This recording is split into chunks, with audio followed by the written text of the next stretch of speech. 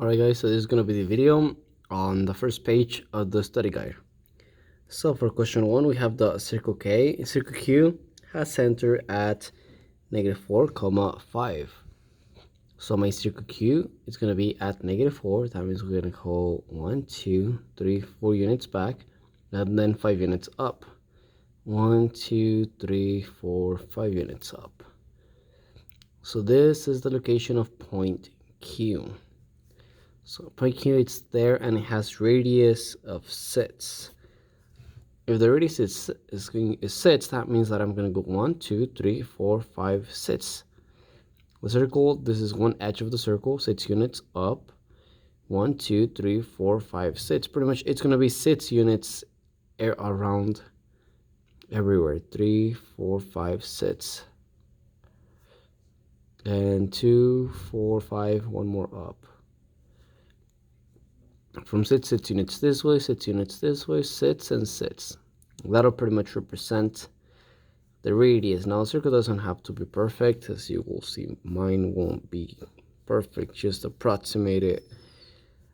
But just making sure that I can see that, hey, my radius, as you can see, is 6 units.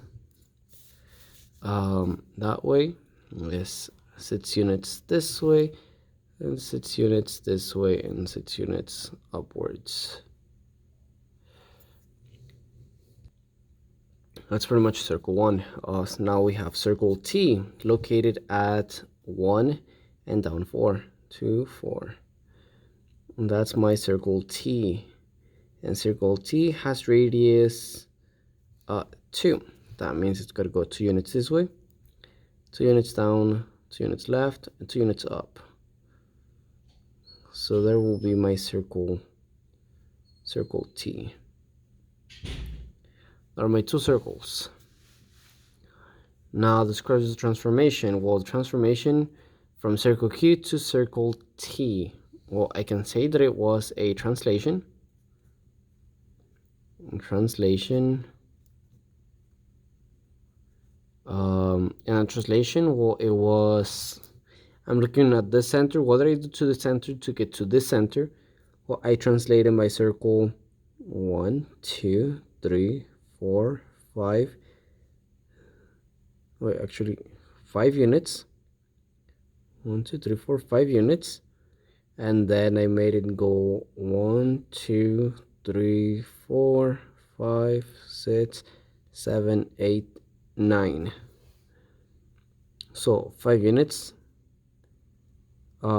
right,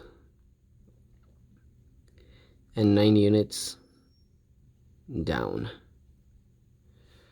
So that's one transformation. My second transformation was a dilation. So like, what do I do to 6 to get 2? Because that was pretty much, that's my radius. And what do I do to my radius of 6 to become a radius of 2? What can I do to 6 to get a 2? Divided by 3. Or multiply by 1/3. So dilation by 1/3. Because 1/3 times 6 is 2. Are all circles similar?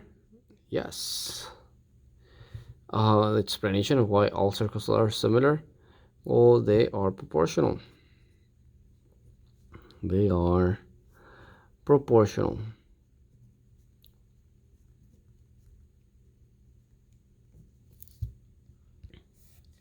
Now we have question 2. Question 2 explains how to do this in class. It kind of looks like another butterfly method. You're gonna multiply the 16 and the 20, and the x and the 14. Just look for the numbers in this way, in this manner. All right, so it's gonna be x times 14. That gives me 14 x equals, and then we have 21 times 16. 21 times 16. So let's simplify that in the calculator. And we get 336. So this value here is 336.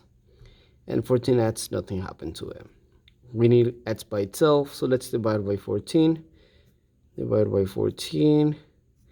So we got x equals, now we gotta take this number and divide by 14.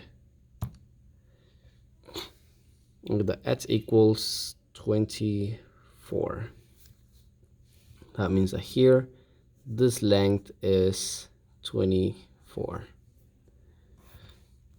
All right, and now last one of this page. Given the following diagram, what is the value of x? Well, here's where it comes important to really know radius. How does the radius work? Well, from this point to this edge of the circle here, I have a length of 6, and this is the radius. Now from this point to any edge of the circle, the length it's going to be always 6, because that is the radius. So this length from here to here, this length is 6. Well, I want to know the value of x. Well, for this, I can find the length of the whole thing using the Pythagorean theorem. A squared plus b squared equals c squared. So let's use Pythagorean theorem. 6 squared plus 8 squared equals c squared. 6 times 6, that's 36, plus 8 times 8, that's 64, equals c squared. Then these two together add up to 100, equals c squared. From here, you have to get the square root of both sides. The square root of c squared is just c, and the square root of 100 is 10. That means that c is 10. That means that the length from here to here is 10 units. All right, so if this is 10 units, the whole thing is 10 units, and this and the length from here to here is 6, that means that the length from here to here has to be 4. So that means that x equals 4.